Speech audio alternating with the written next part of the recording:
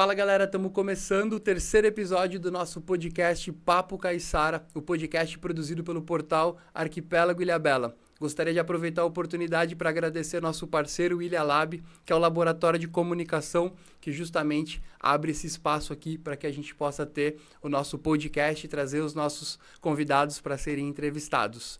O programa de hoje é muito legal, é um tema que eu sempre quis trazer essa pessoa que é muito especial para falar sobre a história de Ilhabela. A gente sempre ouve falar que Ilhabela tem praias lindas, cachoeiras maravilhosas, trilhas, mas o que a gente não enxerga é a Ilhabela que ainda pode estar enterrada. Nosso convidado é doutor e mestre em arqueologia pela USP, é consultor da Unesco, membro da Society for American Archaeology e foi reconhecido com o prêmio Rodrigo Melo Franco de Andrade, que é a mais importante premiação de patrimônio cultural do país. Nosso convidado de hoje é o Plácido Cali, arqueólogo e historiador responsável por diversas escavações aqui em Ilhabela, ajudou a liderar a criação de diversos museus que hoje são abertos ao público, aos turistas que podem finalmente conhecer um pouquinho mais da nossa história. Falei de turistas, mas também, principalmente, para que os moradores possam conhecer a história verdadeira da cidade em que vivem. Seja muito bem-vindo ao nosso podcast. Obrigado por aceitar o convite, Plácido Cali. Já tá gravando? Então beleza. Então, na verdade, já vou até continuar nesse assunto que a gente estava, Plácido. Você ajudou a montar um dos maiores acervos, se não o maior acervo arqueológico do litoral, né? Como que você vê Ilhabela hoje nessa questão, assim, que a maioria das pessoas vem para cá e vê praias, cachoeiras, trilhas, vê a natureza, mas não consegue enxergar essa parte da história que tem por trás disso, não consegue ver que o litoral sempre foi, né, palco de grandes histórias, de passagens. Então, se você puder falar um pouquinho pra gente aí desse trabalho, desse levantamento, desse acervo arqueológico do litoral. Sim, então, Ilhabela tem hoje registrado 77 sítios arqueológicos, né, que nós identificamos. O trabalho começou em novembro de 1999, né? Eu trabalhei no levantamento de sítios arqueológicos até 2006, né? Depois eu fiquei com alguns trabalhos muito esporádicos dentro de licenciamento ambiental e retomei os trabalhos em 2020, né? Quando a secretária Ismera, na época, me convidou, e continuei com o Marquinhos Guti na atual gestão até janeiro desse ano, quando foi novamente encerrado, né? Então, assim, nós temos, de fato, o maior acervo arqueológico do litoral norte e Vale do Paraíba, né? São 77 sítios e 24 mil peças em acervo, né? Isso em Ilhabela. Então, em Ilhabela. Então, o acervo em Ilhabela. da ilha é maior do que o acervo dos outros lugares do litoral e Vale do Paraíba, é isso? Ah, com certeza, com certeza. Depois eu posso até te passar aqui um levantamento dos acervos, dos sítios, né? No levantamento que nós já fizemos, inclusive para a Unesco, né, naquela ilha museu, né, um diagnóstico do patrimônio cultural do litoral norte, né, e Ilhabela, de fato, se destaca e tem muito mais do que a metade de todos os outros municípios, né, em termos de patrimônio arqueológico.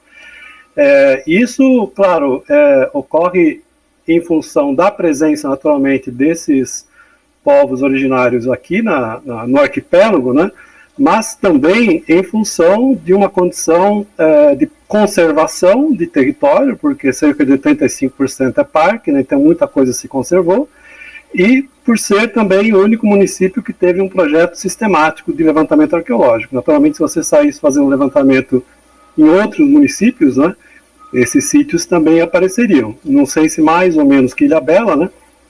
Tanto que, quando eu fui fazer o diagnóstico do patrimônio cultural para a Unesco, das cidades do litoral norte, né, não havia praticamente mais que 3, 4 sítios em Ubatuba, né, e eu sabia que tinha que ter muitos sítios, né, pela condição, porque tem várias ilhas como as de Ilhabela, né, então, assim, em uma semana já apareceram lá quase 20 sítios, né. Então, assim, a gente encontrou polidores fixos, né, locais onde os indígenas amolavam os machados de pedra, né, e isso na praia. É interessante que você chega lá em Pissinguaba, o turista ali na praia, e do lado do local que tem um magnífico artefato arqueológico, e ele nem sabe, né? Depois, se você quiser, eu passo as imagens para você, são inéditas, seria interessante. Com certeza eu quero. quero. E, na verdade, isso mostra a importância de valorizar esse tipo de estudo de trabalho, né, Plácido? Exato, exato. Porque a gente só descobriu que tem tudo isso na ilha porque teve o estudo. Você que acabou de comentar esses de Ubatuba porque realmente incentivaram os estudos. Eu acho que é muito importante do que você falou, essa questão da ilha ser tão preservada, né? Então, as ilhas de Vitória, Búzios, as praias aqui atrás, Figueira, ainda não foi cavocado para fazer um shopping, para fazer um condomínio. E a gente sabe que muitas das pessoas que vão construir em lugares desse não estão nem aí se vai ter alguma coisa de história ali embaixo. Então, talvez isso, me corrija se eu estiver errado, mas é um fator fundamental para que a ilha tenha tantos sítios arqueológicos? Sim, sim. Eu acho que o parque ele conservou, naturalmente não só a parte arqueológica, não só os sítios, mas conservou toda uma biodiversidade, né? E até certo ponto a continuidade das comunidades caiçaras, né? Há sempre um embate muito grande do viés conservacionista da Fundação Florestal, né, que tem uma visão, na minha opinião, muito limitada com relação e ambígua com relação às comunidades tradicionais, né? Mas as comunidades tradicionais, a presença delas, elas sempre foram harmônicas, né, com a natureza. Sempre houve uma conservação por parte do modo de vida tradicional caiçara, né? Sistema de coivara, né? Enfim, outro. Isso, né, exatamente. Então, quando você coloca restrições demais no modo de vida, você acaba dilacerando a cultura daquele povo, né? Então, isso também é parte da história, mas na parte arqueológica, assim, foi muito importante de fato. Agora, você tem todo o restante, né, da ilha de São Sebastião, que está fora do parque, e aí, assim, que tem um valor na especulação imobiliária que é muito grande, então os embates sempre acontecem, né? Até 2002, 2003, né, quando não tinha nenhuma legislação de preservação para levantamentos prévios, né, a gente sempre arrumava encrenca, porque a gente encontrava um sítio arqueológico numa área que teria um empreendimento, e você era o causador, né, do atraso, do prejuízo do empreendedor, né? A partir aí de final de 2002, 2003, né, aí houve uma portaria do IPHAN que determinava que para o licenciamento ambiental, né, teria que ter aí um estudo arqueológico preventivo. Então a coisa já ficou mais tranquila, até que em 2015 já ficou bem estabelecida para os diferentes tipos de empreendimento, o tamanho, quais seriam necessários para o estudo arqueológico preventivo dentro do licenciamento ambiental, né? Então, assim, hoje nós temos talvez mais sítios fora do parque, né, conhecidos, do que dentro, por conta desse impacto frequente, né?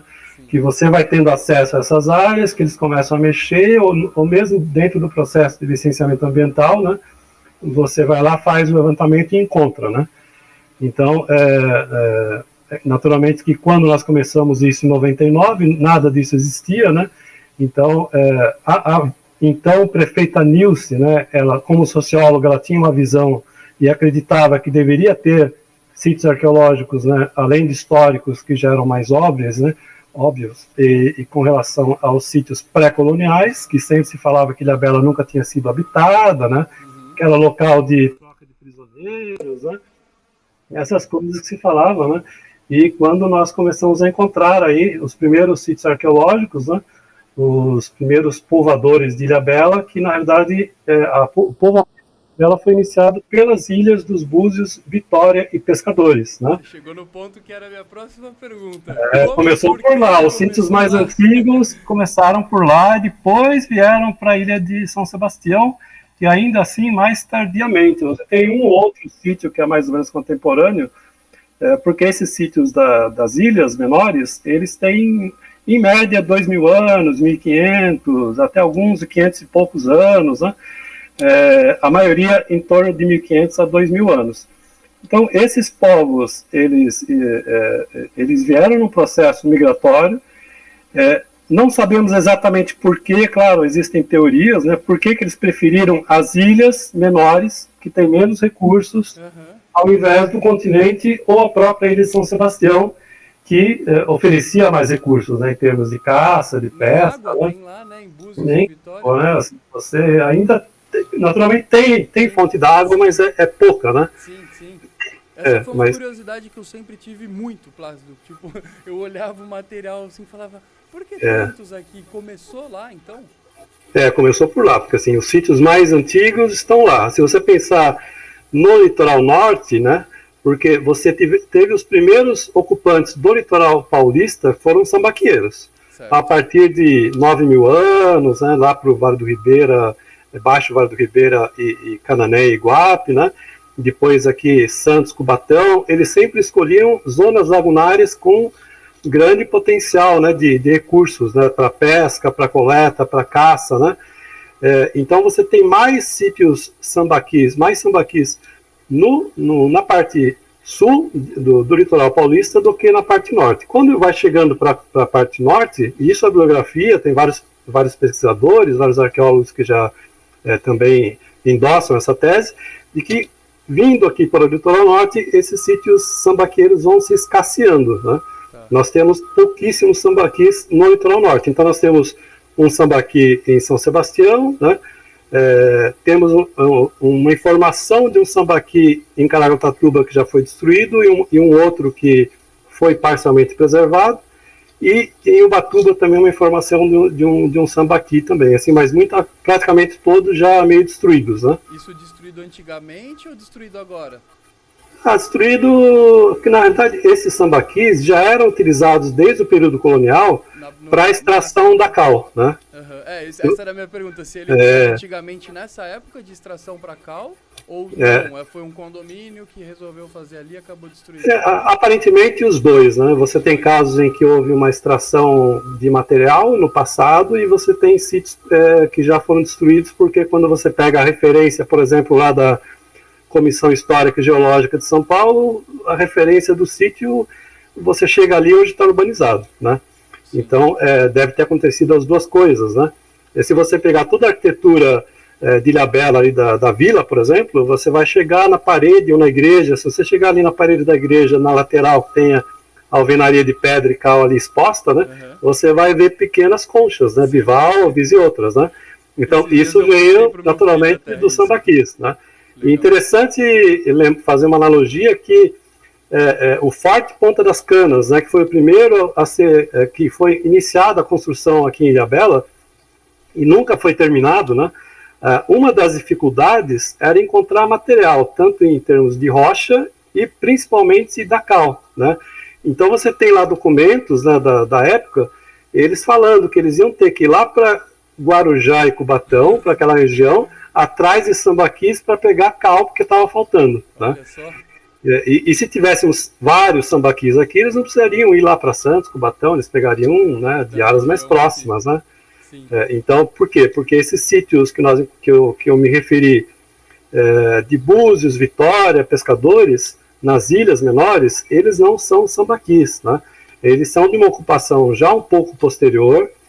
Na minha opinião, pessoal, é uma outra cultura, né? E aí, os sítios arqueológicos, ao contrário dos sambaquis, que eles são um monte de conchas, né? Depois acho que você deve conhecer, mas eu posso te mandar imagens, né? Estou aqui para aprender, eu quero que você me mande tudo. Um monte de conchas, todo ele é uma montanha artificial. Você olha na paisagem, você vê uma montanha, mas quando você vai ver, todo ele foi constituído de restos de peixes, ossos de animais, de conchas, né? E até enterramentos humanos. Alguns sambaquis, por exemplo, em Santa Catarina, eles têm mais de 30 metros de altura, né? E quilômetros, né? Eu já vi que alguns podem chegar de extensão assim a quilômetros, é verdade? Eu nunca vi de quilômetros. O maior que eu já vi foi na Ilha Comprida, ele tinha 300 metros de base, que eu já acho bem significativo, né? 300 metros o comprimento dele?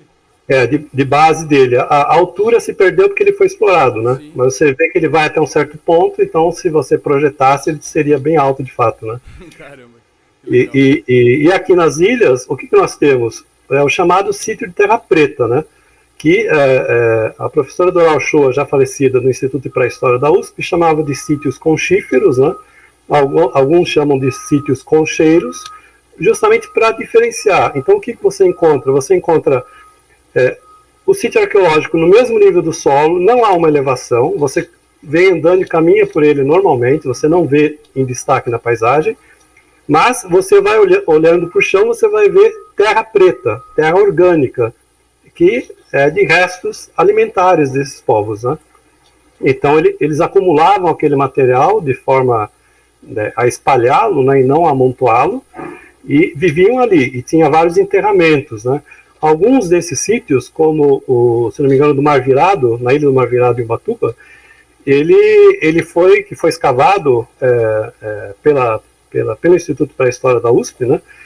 Esses sítios só foram escavados integralmente, um sítio em Ubatuba, no continente, e um sítio na Ilha do Mar Virado. Fora isso, só há amostragens, né? Levantamento amostral, nunca outros foram escavados.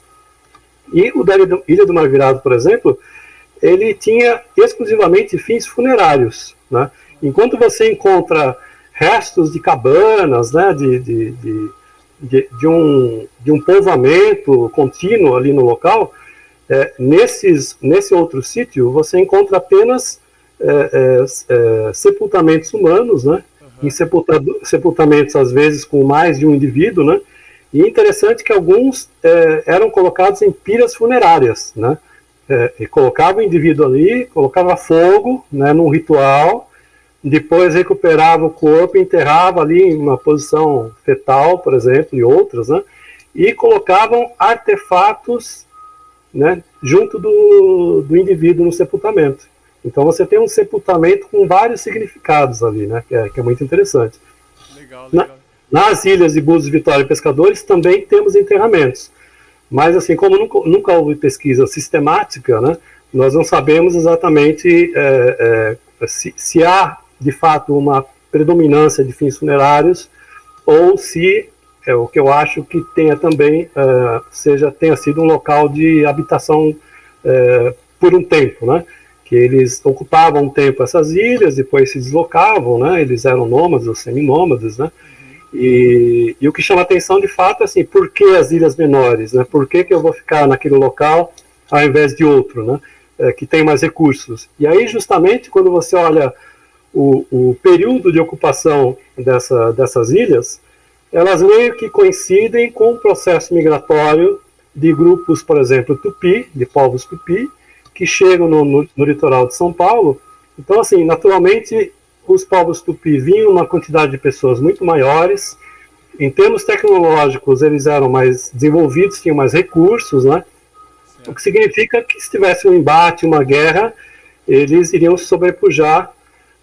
Opa, falhou ali a câmera aí. Eu marquei, a gente estava falando da parte de por que as ilhas menores, essa migração dos tupis. Tá. Eu vou retomar aqui do ponto anterior, depois você edita. Tá bom. Então, assim, é interessante saber por que eles ocuparam as ilhas menores ao invés de outras áreas continentais com mais recursos, né? E aí você vê que mais ou menos nessa época em que eles estavam aqui, 2000 anos, né, coincide um pouco com o período em que povos tupis chegaram no litoral paulista, né? Então, é possível que, como os povos tupis, eles vinham em um grande número de pessoas, eram grandes aldeias, né, num processo migratório que eles criavam, né, e eles, tecnologicamente, eles eram mais desenvolvidos, né, no embate, se houvesse um embate, eles sobrepujariam os grupos que são pescadores e coletores nômades, né. Uhum. Então, acredita-se que a busca pelas ilhas, de um certo modo, pode ter sido também uma certa fuga. Eu vou ficar lá para não arrumar problema. De defesa. Tô isolado.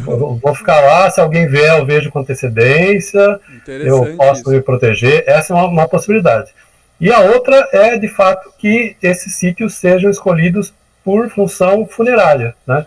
Então eles poderiam até ficar um tempo, mas a principal finalidade desse sítio seria para fins funerários, então seria um local sagrado. Então eu tenho minha aldeia no continente ou algum outro local, mas faz sepultamento nessas ilhas. Eu vou até lá para fazer rituais, né, funerários, né, Então, são as hipóteses, né? Que interessante isso, Plácido. Para tentar explicar, né? Porque é bem interessante mesmo. Nossa, eu sempre tive essa dúvida. Eu imagino que todo mundo que gosta de Ilhabela, que tem curiosidade, deve se perguntar por que escolheram essas ilhas. Que informação preciosa que você passou pra gente.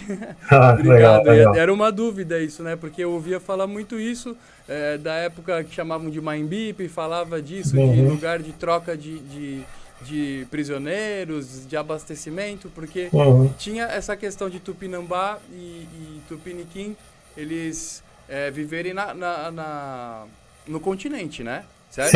Eles não chegaram a povoar Ilhabela? Não, aparentemente não. Assim, não há nenhum registro textual de uma ocupação tupi, tupinambá, tupi, né, da língua, né, na ilha de São Sebastião ou mesmo nas ilhas menores, né, e essa ocupação ela existiu em outros lugares do litoral norte, por exemplo, em Ubatuba. Nós temos o sítio Itaguá, que é o local exato onde foi construído o aeroporto de Ubatuba, né, infelizmente. Você tá brincando. Ali era um sítio que felizmente ele foi escavado, né, antes da construção do aeroporto, né. Os artefatos então foram recuperados. Foram recuperados, né, e é muito interessante de fato, porque talvez aqui da nossa região é o único sítio comprovadamente que é de contato, né, é século XVI, uma aldeia original, mantendo todas as suas características e configurações, mas que teve contato com portugueses e franceses. Como é que você sabe disso, né? Porque nós temos pontas de colar na cor azul, né, que são francesas, já foram identificadas.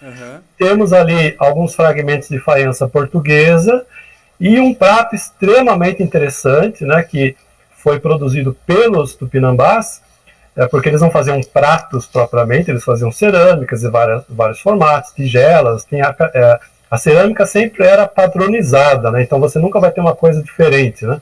É verdade que dependendo do território indígena até muda a característica da cerâmica ou não? Que uma vez eu li isso em algum lugar. Depende do povo, né? Do povo indígena.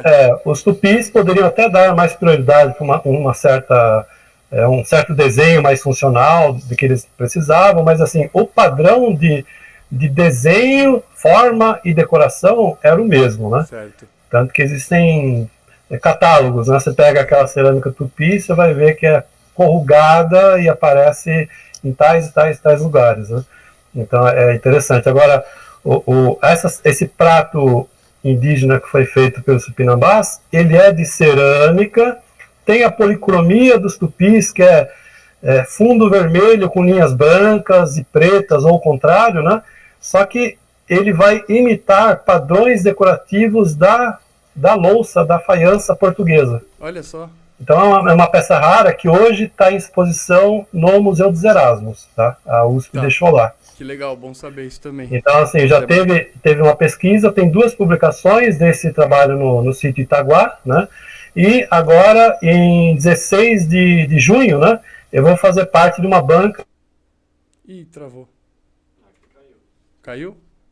Aí foi aí então que caiu. Vou retomar por aí, tá? Então, e agora, inclusive, houve um novo estudo de todo acervo de cerâmica da fazenda do sítio Itaguá, né, dos Tupinambás.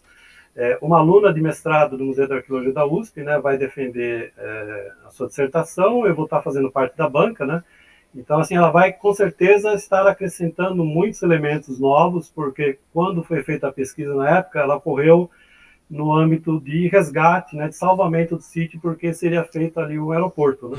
Então não teve muito tempo, né, para Mas ela que correu para lá para fazer ela pegou todo esse acervo de cerâmica e está analisando com calma, né, e produzindo um novo conhecimento. É interessante isso, assim, nós temos no Brasil muitos acervos com grande potencial de estudo, né, e que permitirão aí novas reflexões, né, novos trabalhos, aí, inclusive por parte de estudantes. Legal, Plácido. E essa parte nem ia perguntar isso, mas achei interessante, né, dos indígenas que tiveram esse contato com os europeus, eles acabaram de alguma forma ajudando os europeus a conseguir progredir um pouco mais aqui na ilha não, mas no litoral inteiro, entrar mais na mata, os costumes do que poderia comer ou não? Ah, sim, isso em todo o território, né, em todo o litoral, quando os portugueses chegavam, não conheciam nada, não conheciam os caminhos que os indígenas utilizavam, né, Aham. as fontes d'água, as fontes de recursos naturais, né, então sempre essas informações são passadas, né, às vezes em troca de mercadoria, às vezes uma parceria, né, mas com Aham. certeza isso foi bastante determinante, né. Se você pegar, por exemplo, a ocupação ali de São Vicente, existia o caminho de Piabiru. Então, assim, foi uma coisa bastante positiva no sentido de que eles mostraram para o colonizador português, ó, aqui tem um caminho, né, e você, seguindo esse caminho, você tem facilidades para atingir outras áreas, outros povos, né? Aham. Então, com certeza contribuíram, né? Agora, é interessante lembrar que, assim, depois dessa ocupação desses povos pescadores, coletores e caçadores das ilhas menores, né, principalmente, você teve aí um hiato de tempo e chegaram depois os povos Gês, né, antes mesmo dos tupis, praticamente, pelo menos assim, aqui na região específica, né. Os Daí que povos nós... G, eles vinham lá, isso é uma informação que também quero confirmar para saber se eu estou certo. O povo Uhum. Macro G, ele geralmente não era de litoral? Eles vieram do interior, Do né? Eles interior. vieram do interior, sim. Tanto que você tem até hoje os Caigangue no oeste paulista, né? Vários grupos macro-G mais na região central do Brasil, né? Aham. Então eles chegaram aqui e você tem vários relatos, na verdade, no Vale do Paraíba e mesmo próximo do litoral norte, dos Maramomes, Puris, né? É, os Guarulhos, Goitacá, várias denominações que eles receberam, né? Então, Mas é que esse interessante mesmo você... povo Macro G que veio para cá recebeu várias denominações, é isso? Porque eram povos que às vezes tinham algumas diferenças entre um e outro, né? Aham. E no contato com os europeus, porventura davam nomes diferentes, né? Entendi. Então, se você verificar toda a cartografia antiga do litoral norte, você vai ver lá, século XVIII, Baía dos Maramomes, Baía dos Guaramomes, Praia dos Maramumis. Então, assim, já naquela época já se fazia referência geográfica, né, Aham. a esses povos. E aí, especificamente em Ilhabela, né, existia uma informação, logo que eu comecei a trabalhar em 1999, de um suposto cemitério indígena próximo do Siriúba, que foi encontrado e veio o pessoal da USP, fez pesquisa e ninguém sabia onde era, né? E a gente começou a levantar, depois de muito tempo, eu encontrei na Praia do Viana, né? No Olha. alto de um morro. Na década de 70, um empresário paulista, aquele Boris Brandweides, né, que fez aquela empresa Tetra Pak, né, Sim. aquelas caixas de leite, né, Aham. foi fazer a casa dele ali, né, como muitos turistas gostam de fazer a casa no topo do morro, né? E aí já passa a máquina, né?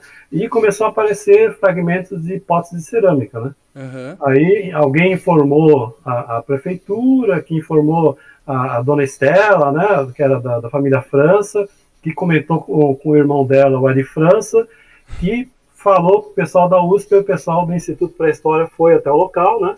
Ainda bem que teve essa corrente aí de Ainda bem, né? informação. Ainda bem que pararam. E foi até o local, fizeram uma coleta, eles coletaram 2 caixas, né? Até hoje está na USP, a gente sempre tentou trazer, né? Mas sempre faltou espaço adequado aqui, né? Na ilha, isso. É, então, assim, essas 2 caixas estão até hoje no Museu de Arqueologia da USP, né? E quando a gente encontrou, foi muito curioso que, assim, claro, onde estava a casa construída, com piscina, não tinha mais nada. Mas quando a máquina passou para devastar, para cortar o morro, foi Aham. jogando o material para trás. Então tinha uma quantidade gigantesca de cerâmica, né? Eu vou te mostrar a foto aí para você colocar aí. Tá bom, depois me manda essa foto. Muita cerâmica indígena, a gente escavou aquela área, né? E recuperamos, se não me engano, cerca de 2.000 fragmentos, né? Olha isso, 2.000 fragmentos. De cerâmica, né? Não é essa área que você estava falando que era um cemitério indígena. Porque antigamente porque o pessoal achava que era um cemitério indígena Ah, tá. porque apareceu alguma coisa. Tinha sempre essa ideia de que um local que você encontra material indígena era um Era um cemitério. cemitério. Tá no imaginário, né? Mas na Sim. verdade os indígenas não tinham um cemitério, né? Eles enterravam no espaço deles, né? Existem até alguns casos, né, muito específicos, né, de áreas, né, para do GES, eu estou falando, né, que eles amontoavam pedras, né, para fazer ali sepultamentos, mas é mais raro, e aqui na região não encontramos. Então, foi possível delimitar o local da aldeia, né? Então, foi a primeira aldeia, porque esses povos GES, né, eles produziam uma cerâmica que é totalmente diferente dos tupis, né? Não tem decoração, praticamente, 99% não tem decoração, tem um formato específico, né, dos jarros, dos potes, é uma cerâmica menor, a parede é mais fina, né? Então, de imediato, deu para identificar, né? E, posteriormente, em 2006, num trabalho de acompanhamento arqueológico de obras da Sabesp na Barra Velha, né? Que aí tem uma outra história também, assim, em 2004, só fazendo um parênteses, se você permitir. Tá. Em 2004, por um acaso, eu peguei aquele jornal, então, Diário do Litoral, né? E estava escrito lá um anúncio, a CETESB torna público que irá conceder a licença de instalação à Sabesp para a implantação do sistema de esgotamento sanitário de Ilhabela. Quem tiver alguma coisa contrária, se manifeste. Aí eu peguei lá as áreas que eles iam fazer, falei, bom, aqui com certeza tem sítio arqueológico. Aí eu mandei uma carta para a CETESB, que acionou a Sabesp, enfim, deu um rolo danado, até que me chamaram para fazer um diagnóstico de toda a área, e eu fiz uma análise ambiental, histórica, cartográfica, eu falei, vai aparecer sítio arqueológico aqui, vai aparecer aqui, vai aparecer aqui, o pessoal falou, mas você tá louco, né? Como que você sabe que tem sítio arqueológico aqui? Aqui já é uma área urbanizada, né? Já tem os bloquetes de cerâmica, é rua que a gente vai abrir, aqui não tem nada. Eu falei, vai aparecer. Aí o IFAM determinou o acompanhamento arqueológico, me chamaram, eu fui lá. Eu dei muita sorte, porque todos os lugares que eu falei que iria aparecer sítio arqueológico apareceram. Apareceu. Né? O que me deu uma grande credibilidade junto à Sabesp. E como você sabia, Plácido? Quando você pega os mapas antigos, né? Por exemplo, Barra Velha.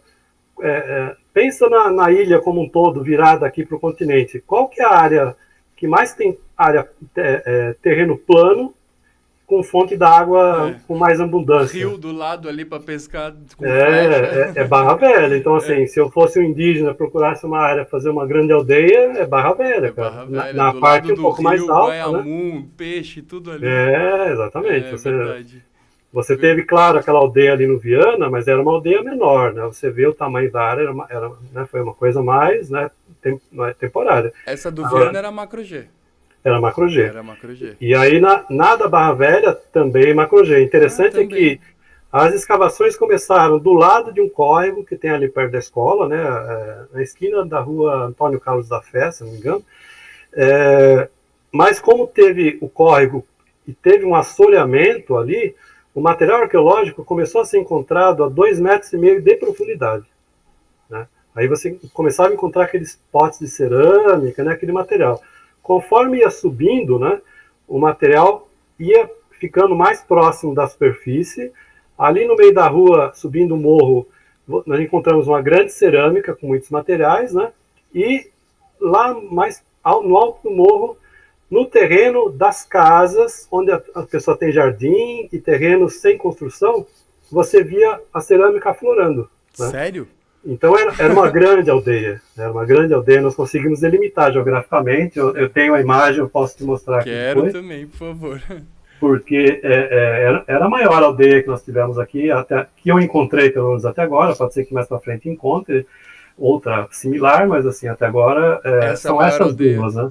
Essa do Viana e essa da Barra Velha foram então, assim, também surgiu muito material, né? Eu vou te mandar depois as fotos da gente trabalhando com material em laboratório, assim, você vê várias mesas repletas de fragmentos de cerâmica, né? Que legal.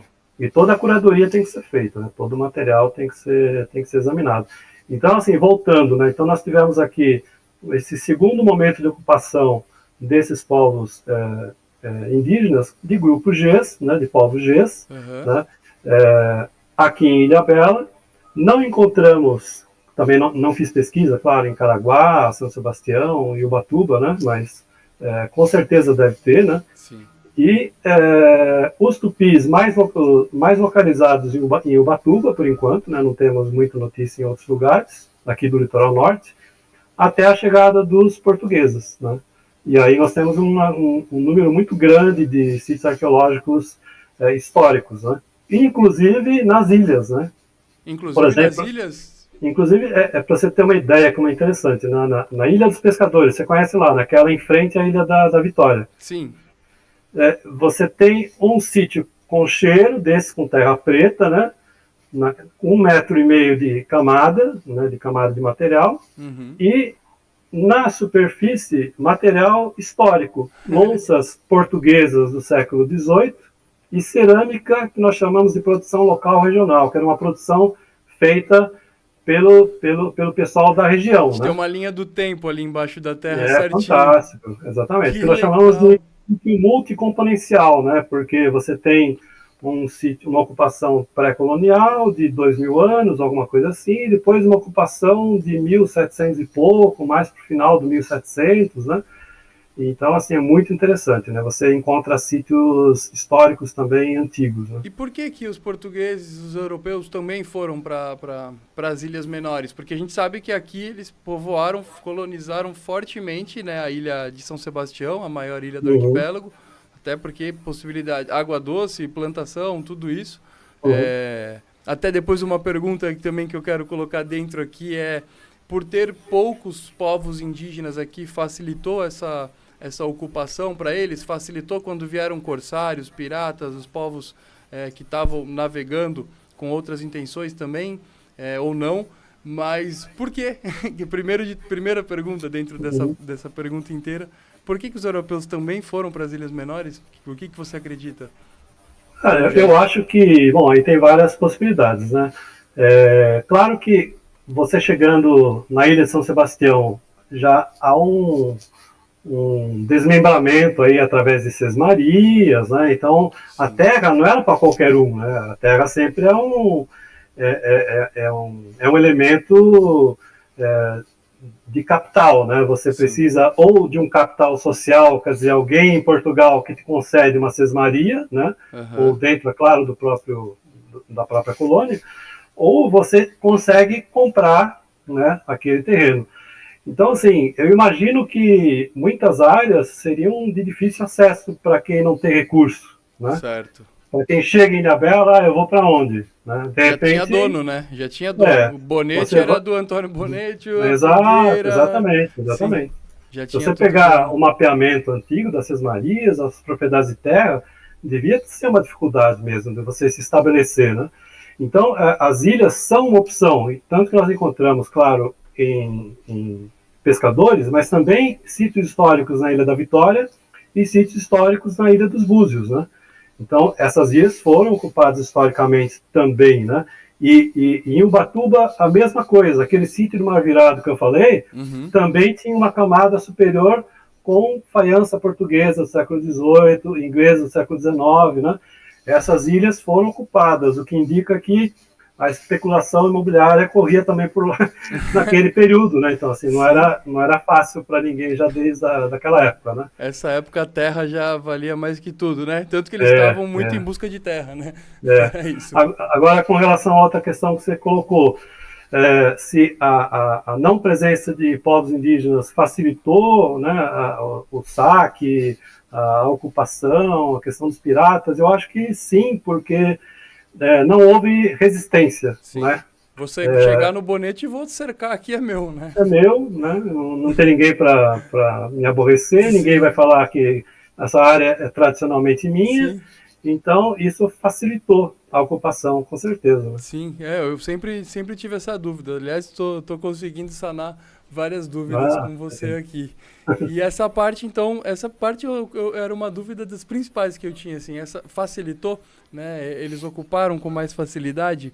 Deixa eu seguir aqui, eu tinha feito um roteirinho só porque vou empolgando na conversa. E depois, Plácido, depois que eu tinha marcado aqui para falar com você sobre essa parte dos corsários, eles viram isso também como uma possibilidade para começar a trazer os escravizados através de Ilhabela? Sim, acho que quando você tem a proibição definitiva, né, tirando a da década de 1830 a partir de 1850, quando tem de fato a proibição, né, do tráfico negreiro, né, por quê? Porque os portos oficiais são fechados. Certo. Isso Então, estão no continente.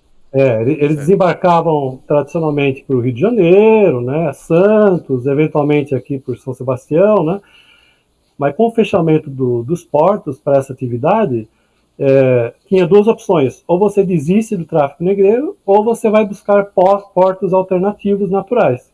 Certo. Claro, era uma atividade que envolvia muita gente, dava muito dinheiro para os traficantes, né, de escravizados, tanto no Brasil, quanto na África, quanto em Portugal.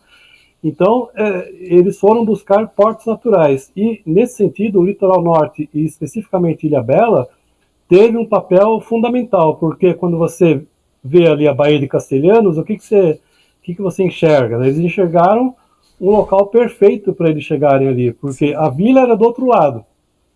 Não tinha ninguém, né, não tinha autoridade presente ali, você tinha algumas comunidades, né, algumas fazendas, né. Já tinha algumas fazendas lá? Sim, existiam fazendas. Aí o que eles fizeram? Falaram, eu não posso chegar aqui, simplesmente parar meu navio aqui e descer com barcos e tentar pegar uma trilha para a vila para vender no mercado de escravos ou para atravessar e subir a serra. Eu vou fazer uma parceria com os caras aqui. Então o que eles fizeram? Eles cooptaram alguns moradores locais e fizeram acordos, grandes acordos com fazendeiros, Calheta, Sombrio. Vou te passar depois os processos do Ministério da Justiça, em que eles fizeram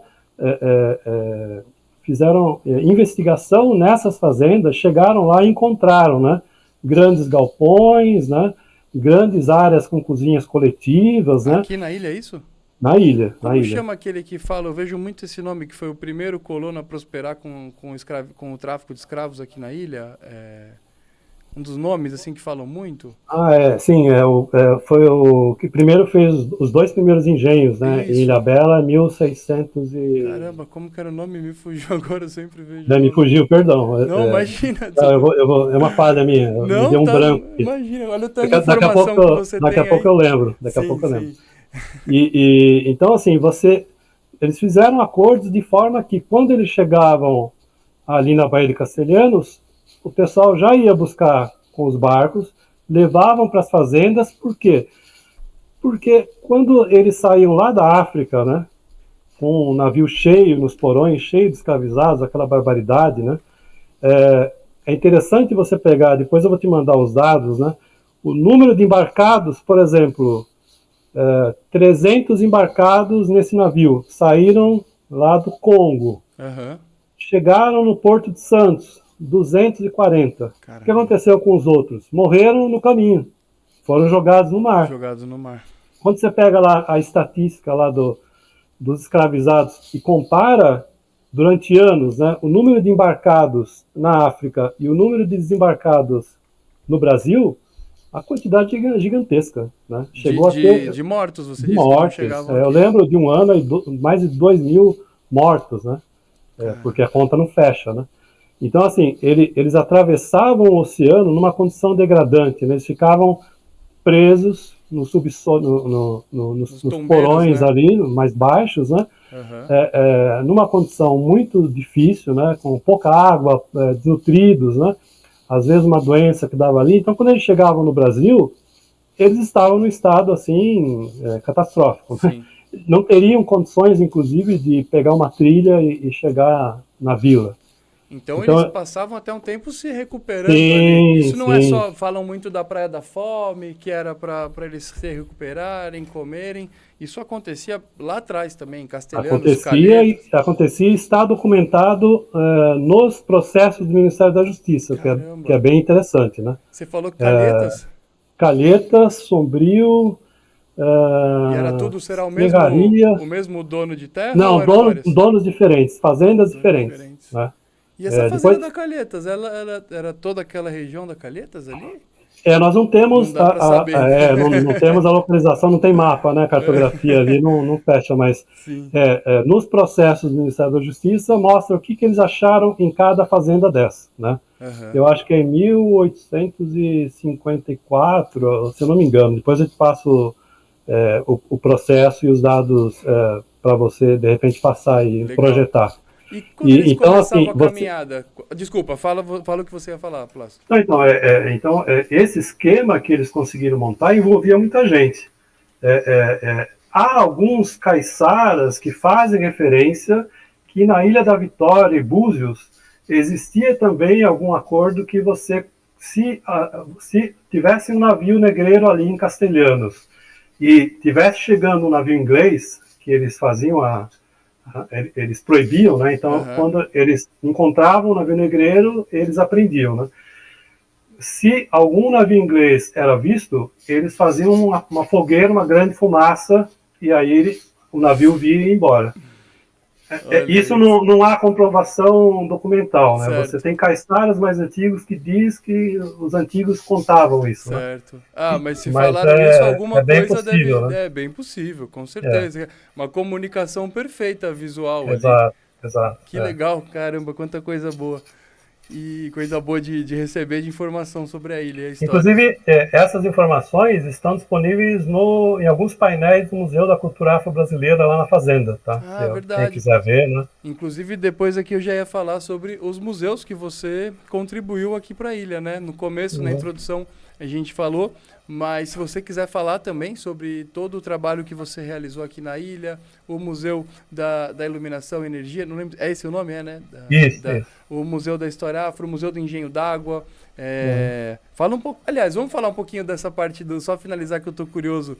Depois que eles se recuperavam ali, Castelhanos, Calhetas, aí eles faziam Aí eles seguiam até a vila, né? Certo. Que aí os escravizados poderiam ser vendidos no mercado de escravos na vila, poderiam atravessar e ser vendidos em São Sebastião, ou ir para subir a serra e ser vendidos no Vale do Paraíba, em São Paulo, né? Aí depende, provavelmente tinha aí vários mercados, vários esquemas, né? Sim. Que eles já tinham isso tudo montado, né? Então, assim, envolvia muito dinheiro, muita gente, né? Então, assim, sistema vergonhoso. todo, né? Sistema vergonhoso.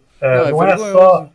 Não é só atribuir essa barbárie aos mercadores escravos. Você tinha os fazendeiros, Sim. você tinha ali alguns moradores tradicionais que ganhavam dinheiro trazendo os escravizados para o continente, para a ilha, né? Muito mais gente se envolveu, né, para facilitar isso. Devia ter muita corrupção de fiscalização, com certeza, né? Então, assim, é o mercado clandestino que a gente vê hoje, que necessita que um monte de pessoas se envolvam realmente para fazer acontecer acima de qualquer coisa, né? Independente se está fazendo mal a alguém, algum ser vivo ou algum propósito.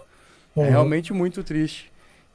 E a gente consegue saber o caminho? É a estrada de Castelhanos ou não? Começava ali na Laje Preta ou nada a ver com esses dois caminhos? Assim, eu nunca consegui reconstituir, né? Mas dizem que é um caminho que você sai de Castelhanos, você vai acabar ali perto da Toca, né? Tá. E de lá você segue para a vila, né? Mas assim, tem várias teses e nunca foi recomposto, assim, né? Daria para fazer eventualmente, tentar, né? Na verdade, fazer um estudo por imagem aérea, né? Por pesquisa de campo. Existem várias pessoas em Ilhabela, vários caiçaras que falam, né? Que o caminho era esse, né? Que chegava e acabava ali perto da Toca, tal.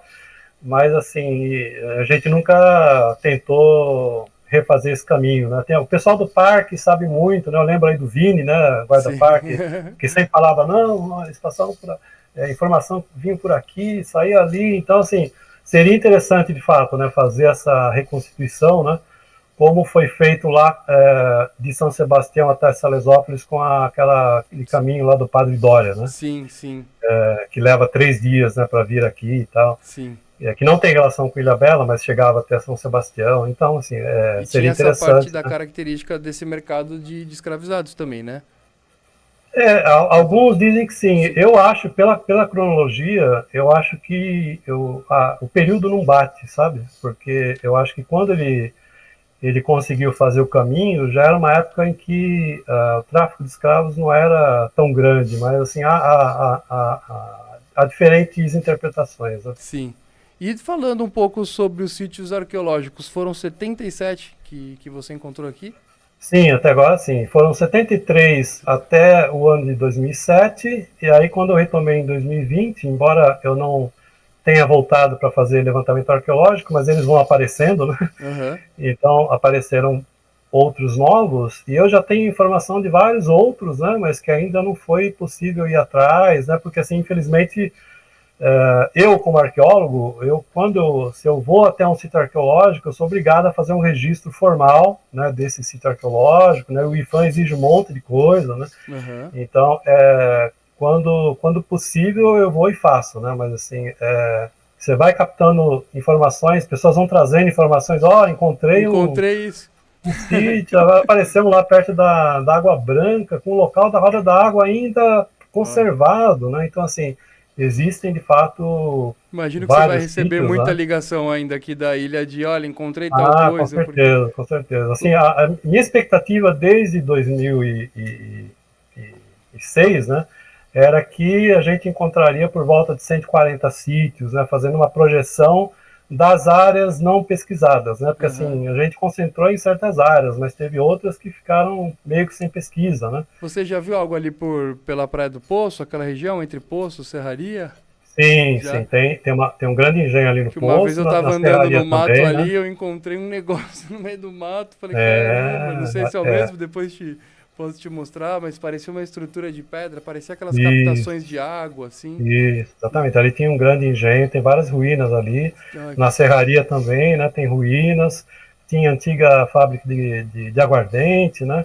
Então na verdade, tem, de toda a praia fato. praticamente vai ter alguma coisa de ruína de engenho, não? Toda eu não diria, mas assim, tem muitas. Nós Sim. temos registro documental de 28 engenhos, né? Aham.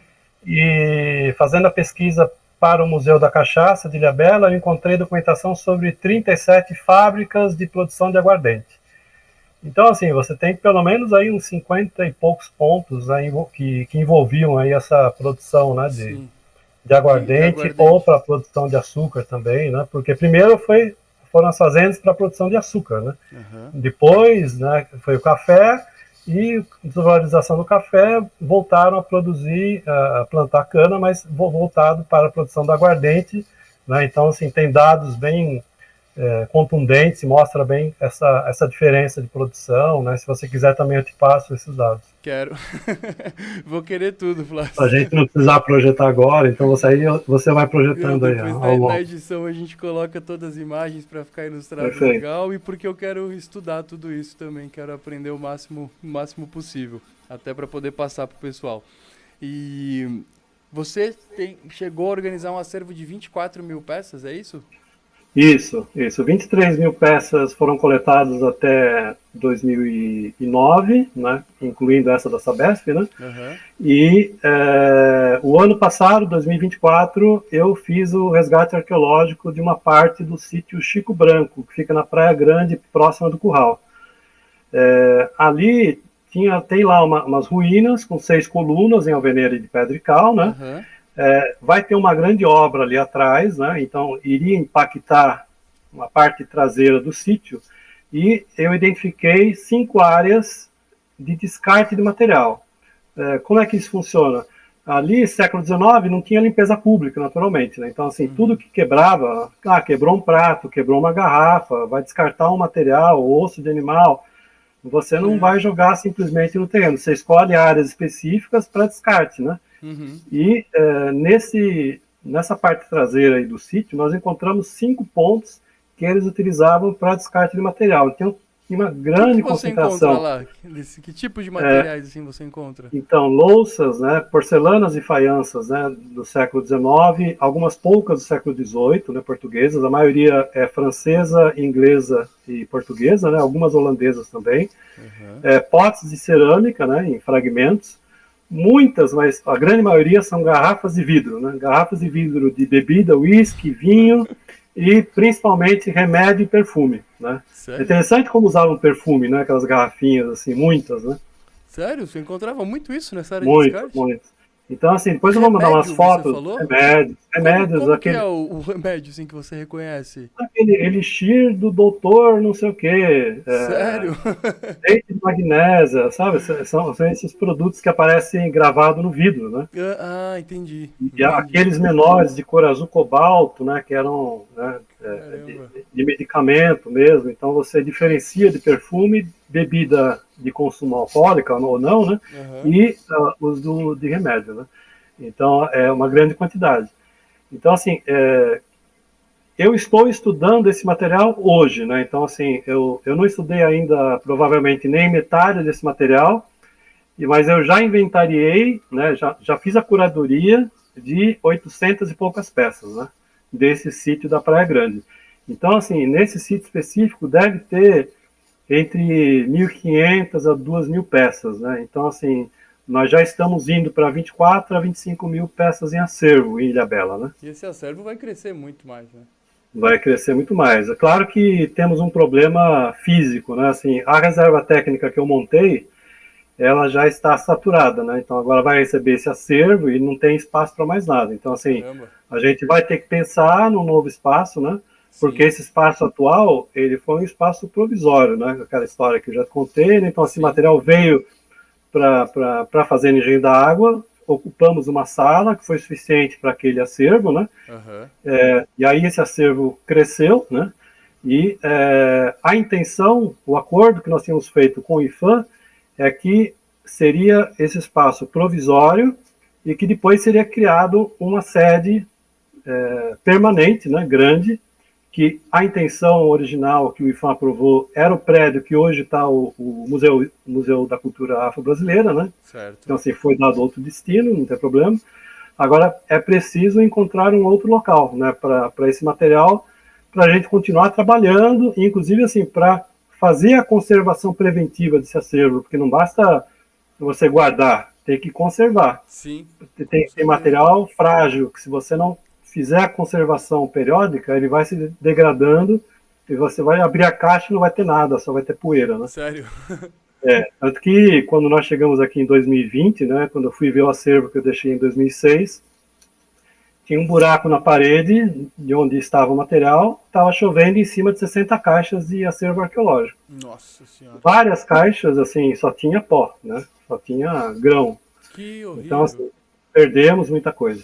Então, assim, é preciso tratar esse material, né? É preciso. Tanto que agora, em dezembro de 2024, né, por solicitação do IFAM, eu escrevi o plano de gestão de acervos dos museus de Ilhabela. Então, assim, lá está descrito todos os acervos de todos os museus, né? Que era para ser só dos museus que, com material arqueológico, mas eu achei que seria melhor já fazer para todos, né? E quais os procedimentos para a conservação daquele material, quem que pode consultar, quais os procedimentos para consulta pública desse material, né? Como que é o Legal. deslocamento, se pode ou não emprestar, está tudo definido nesse material que está até aqui, o plano de gestão de acervo de Ilhabela. Que Tá? legal. Tá. Isso já. Isso. Existe esse livro? Existe, já foi entregue em dezembro do ano passado para a Secretaria de Cultura, né? Já foi Aham. prefeito. E assim, eu como o meu trabalho foi desligado, né? Foi encerrado em meados de janeiro, então assim, eu espero que seja cumprido, né? Então a gente vai estar passando isso para o IFAM, né? Aham. E solicitar que tenha um acompanhamento. Então assim, até aproveito esse espaço privilegiado que você está dando aqui para fazer um pedido que a sociedade organizada, as pessoas cobrem da administração pública a conservação desse material, não só arqueológico, eu digo de todos, o acervo do Museu Náutico, né, o do Valdemar Belisário, né, porque assim, a gente já perdeu muita coisa, né. O Museu Náutico, eu criei o Museu Náutico lá em 2022, né, e quando eu fui comparar a relação de acervo de peças que foram compradas pela prefeitura do Giannis Platum, né, comparando com as peças que estavam lá disponíveis, nós temos metade. Mas isso Então vai esse se material... perdendo? Vai apodrecendo? Não, Some. esse material sumiu. Sumiu. Não é material que vai se desgastando, não, sumiu, né? Não tem como desgastar tão rápido algo que estava no fundo do Príncipe de Astúrias, né? O Fazenda Engenho da Água, quando compraram, tinham lá várias garrafas da cachaça Engenho da Água. Quando eu cheguei em 2020, não tinha nada, né? Não tinha nada. Caraca. Então, assim, Valdemar Belisário, você não tem nunca se conseguiu fazer um inventário do acervo documental, fotográfico, né? Aí criaram aquele museu, né, Valdemar Belisário, e assim, se você for ver, é totalmente contrário às normas museológicas, né? Então você pega uma foto original do Valdemar Belisário, única, e você cola no passepartout e coloca uma lâmpada em cima. Você pega um documento original da família, você cola ali e coloca uma lâmpada, e ainda coloca uma placa ali, proibido tirar foto, mas nem precisa, você tem uma lâmpada em cima do material. Você disse que de Ele estragar, está não está colado. conservando da maneira correta. Claro, tá degradando, e você não tem um controle para ver se todo o acervo deixado lá de fato ainda está. Por exemplo, quando eu fazia pesquisa na Biblioteca Municipal, tinha lá um acervo fotográfico de fotos antigas. Não sei se pegou essa fase, anos 2000, né? Tanto que eu tenho várias publicações com fotos antigas, está lá. Fonte, Biblioteca Municipal de Ilhabela. Vai hoje na Biblioteca Municipal ver se tem alguma fotografia antiga. Não tem. Não tem. Não tem nada. Não tem nada. Então, assim, não, pode ser que alguém emprestou, mas tinha o carimbo da biblioteca. Mas então isso que você tá... Esse livro que você mostrou, isso é importante até para saberem como lidar com isso. Qual o carinho que tem que ter. Que fique público. Então, esse documento tem que ficar público, porque aí o cidadão pode, esse museu tem isso aqui. Sim. Eu quero esse documento, eu quero essa peça aqui. Sim. Né? Se não tá, alguma coisa aconteceu. Mas aí tem lá o responsável pelo acervo. O responsável técnico então, pelo acervo, ele vai ter que ser cobrado. Tudo foi pensado. Agora, se vai implantar ou não, então, assim, eu espero que sim, né? Eu tenho certeza que o que depender do secretário atual, Marquinhos Guti, né, vai ser feito, né? Não, porque ele sempre agiu de forma correta, ele, o Alexandre, né? Sim. Mas, assim, a gente não sabe mais para frente, né? A exemplo do que aconteceu com o acervo arqueológico de 2006 para 2020, que ficou totalmente ao Deus dará, abandonado, degradado, apagaram a numeração das peças, enfim. Então tem que pensar de fato que é preciso ter um controle desse acervo. Por quê? Porque é um patrimônio do município, é de todos, né? Então assim, não pode um administrador entrar e eu gostei disso aqui, eu vou levar embora. Sim, isso aqui é meu. E também não vou cuidar disso aqui como eu bem entender, né? Exatamente. Eu acho que isso que você falou é um ponto muito importante, porque sempre vai ter algum responsável por administrar, por gerir, não sei como que seria, mas o responsável, historiador, arqueólogo, por aquele acervo, né? Sim. E aí vamos falar que daqui um ano trocou a pessoa. Tem que ter ali padronizado que é dessa maneira que se cuida de cada coisa, né? Tanto legal, que em 2020, quando eu entrei, eu vi aquela situação, eu falei, bom, mas e o IPHAN, né? O IPHAN não fez nada, né? Não fez fiscalização. Aí eu entrei em contato com o IPHAN e eles me falaram, a gente está agendando uma viagem para Ilhabela para levar esse acervo embora. Eu falei, por quê? Porque já são 3 ofícios que a gente manda solicitando informações sobre as condições do acervo e são ignorados, né? Já há mais de um ano. Então, assim, a gente está entendendo que ninguém está cuidando desse material, a gente vai aí buscar. E tinha uma pessoa gerindo esse acervo. Por um tempo, sim. Depois não, né? Sim. Aí, o que acontece? Eu falei, não, então espera, eu estou retomando aqui, eu vou fazer uma proposta. Aí eu fiz uma proposta. Então, assim, a gente faz a conservação desse material, reorganiza esse material, conserva, nem estava previsto no meu contrato, né? Assim, eu passei um ano, eu e o Arthur Carlos de Freitas, aí de Ilhabela, né? Fazendo a conservação e reorganização desse acervo, trocando todas as caixas que estavam se desmanchando, né, colocando caixas de plástico duro novas, né, organizando tudo direitinho. Foi o relatório final para o IPHAN aprovou, né?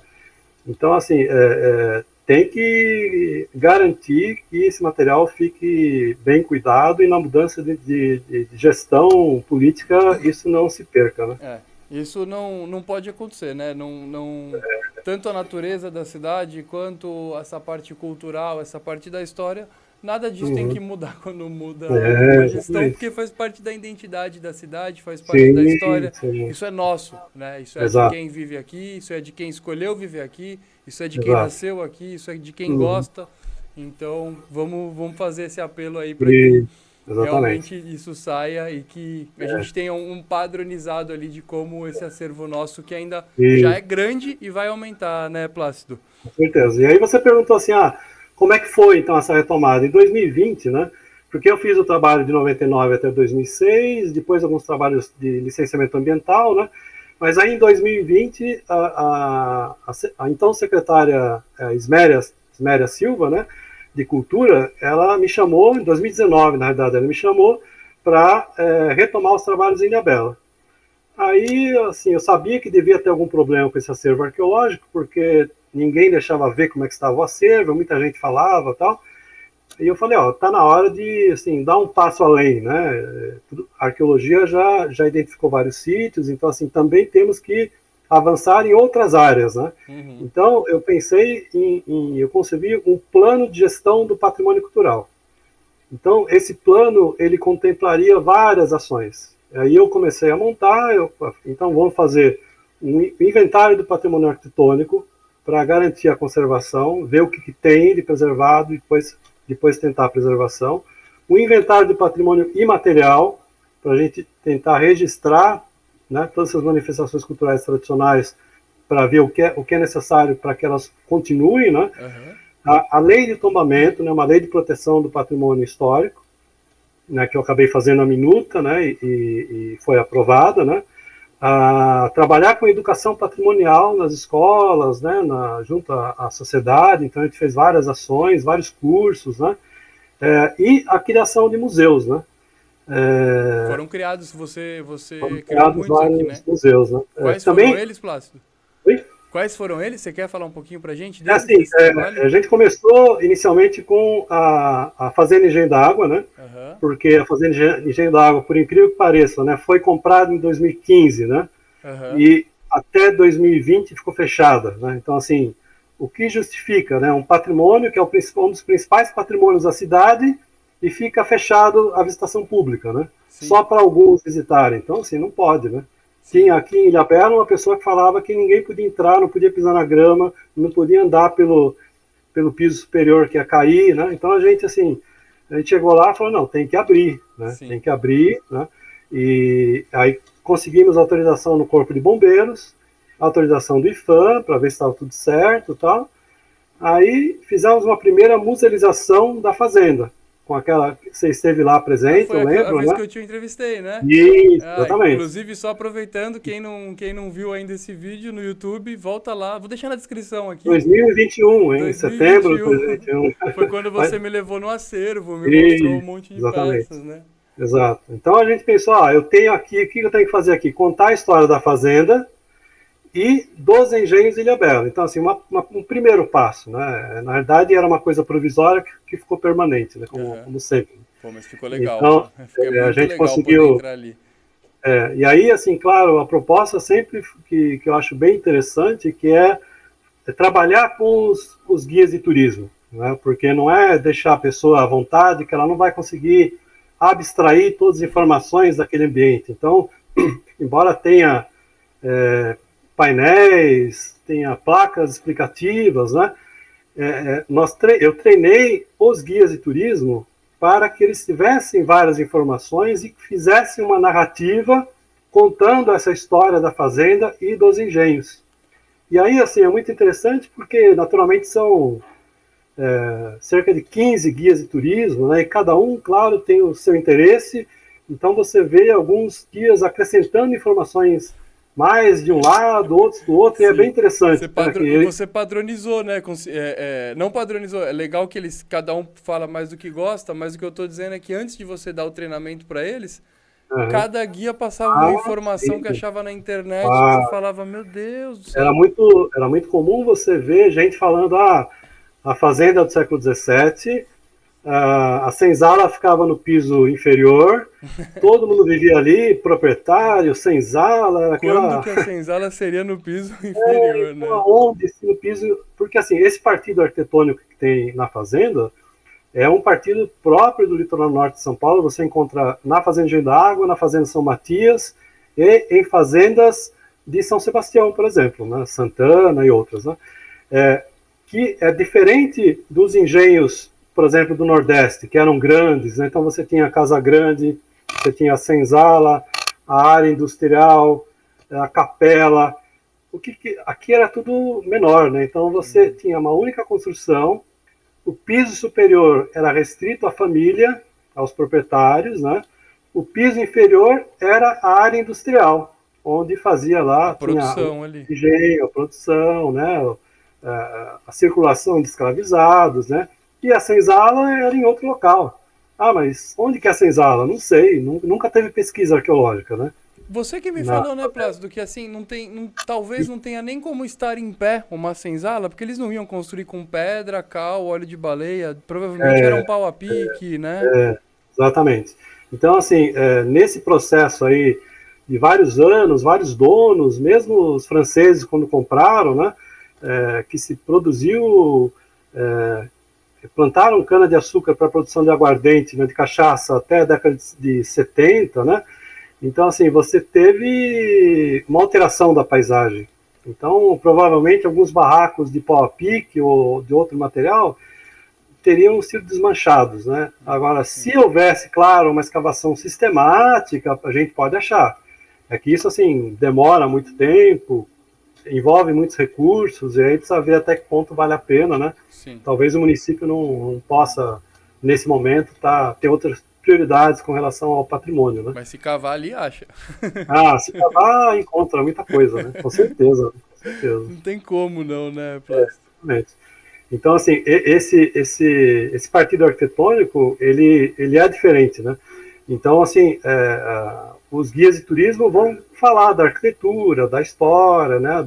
Das curiosidades com relação à cachaça, né? E da vida dos escravizados, né? Então, é bem interessante. Então, após a musealização da Fazenda Engenho d'Água, a gente foi convidado a fazer o Museu Náutico, né? Especificamente com exposição sobre os naufrágios. E aí, assim, a gente já, claro, conhecia uma história desse Museu Náutico, que ele foi inicialmente, né, particular, depois foi parcialmente público ali na Água Branca, né? Depois, no Perequê, fizeram lá uma lojinha, que era meio museu, meio loja. Ali naquela ruazinha paralela, né? Até 2020, quando eu cheguei, era uma sala pequena com algumas peças, né? Uhum. Mas, assim, o mais curioso é que eu conheci algumas dessas exposições, né? E em nenhum local contava uma história dos naufrágios, né? Então, havia muita mistura. Tanto que, quando eu fui fazer um levantamento do que se falava nos sites, nas publicações, né? Haviam erros fortíssimos, né? Mesmo Sim. Em guias turísticos da prefeitura. Sim. Então, por exemplo, você pegava lá uma embarcação que era alemã originalmente, foi apreendida no Brasil, né? Como Sigmund, né? Era alemã, foi apreendida no Brasil durante a guerra, foi rebatizado em Teresina. Sim. Aí afundou.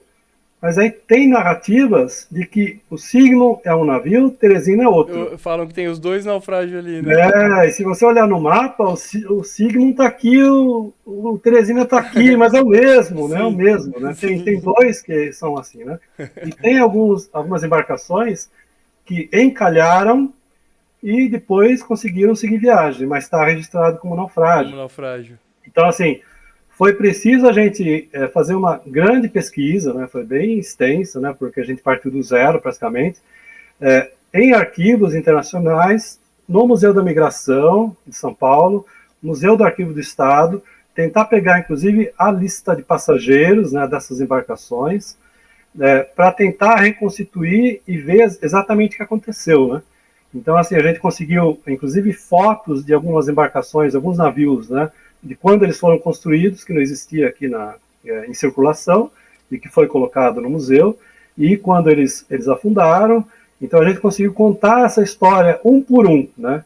O navio Concar, né? Foi construído em tal ano, pela empresa tal, foi projetado para ter a capacidade, fez tantas Motor, né? viagens, Tudo. motor, o que ele É uma transportava, história até contada mesmo, né, Plácido? É uma isso aqui história. era a relação de passageiros quando ele Sim. naufragou, e assim, tinha tais das pessoas, então essas sobreviveram, essas morreram, então assim, contar uma história, e por que naufragou, então assim, também me perguntam por que tantos naufrágios, aparentemente é a área do Brasil que tem mais naufrágios, né? Aham. São mais de 20, né? Os oficiais são 16, mas tem mais de 10 que tem informações que ainda falta encontrar o local, né? Sim.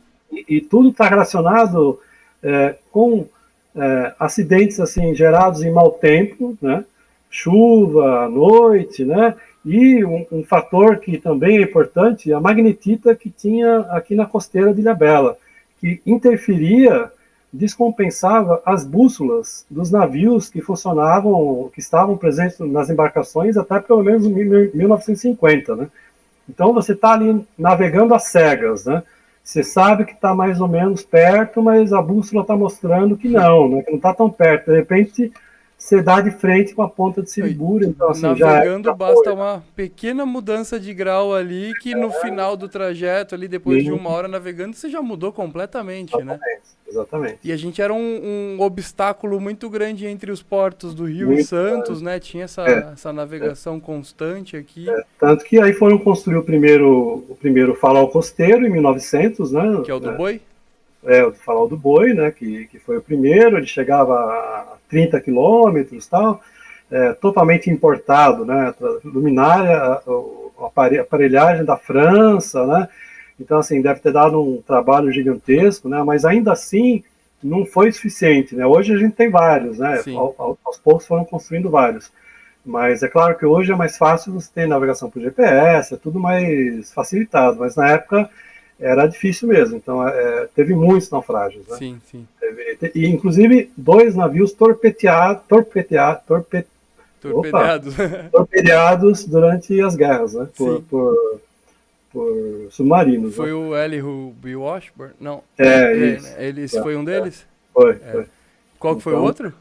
o outro, até foi outro mesmo, até tinha anotado para não esquecer, que eu sempre esqueço dessas Eu coisas só aqui. sabia do Elihu Washburn. Elihu e o. Puxa vida. O Campos. Ah, o Que, Campos foi o Campos por engano, né? que era o Assunção, né? Ah, E também foi capturado, que era alemão, né? Foi transformado aí em um navio brasileiro, entregado ao Lloyds, com o nome de Campos, e foi torpedeado e afundou, né? foi torpedeado pelos alemães. Os alemães, exatamente. E aí tem também um avião próximo à ilha de Búzios, né? Tem Tem também. também. Mas isso a gente não incluiu porque a Sim. gente acabou restringindo só Ao naufrágios mesmo. Ah, não, naufrágio de só de navio. curiosidades mesmo A intenção, na verdade, assim, era fazer um museu, porque assim, nós ocupamos a parte superior do antigo prédio da Cadeia e Fórum, né? Aham. A intenção era ampliar o museu dentro de uma concepção de museu do mar, né? E ocupar as partes inferiores, tratando com a questão, por exemplo, da salga, né? Poxa, legal, hein? Das embarcações tradicionais das canoas, né? Da, da questão da armação das baleias, né? Trazer esses temas ligados ao mar para completar esse museu náutico aí, né? Sim. Mas até Nossa, que agora não legal. consegui. Até porque, né, o Museu Náutico, para quem não sabe, para quem está escutando, o Museu Náutico fica no centro histórico do bairro da Vila. Ele é o prédio da antiga Cadeia e Fórum. Igual o Plácido falou, no segundo andar tem essa parte da exposição dos naufrágios, mas embaixo, quando entra, tem talvez 4 salas ali, né? É, 4 que eram, espaços grandes ali, que seria bem legal colocar que isso. eram as antigas celas, né, de prisão, né? Ali Porque eram ali as era, antigas celas?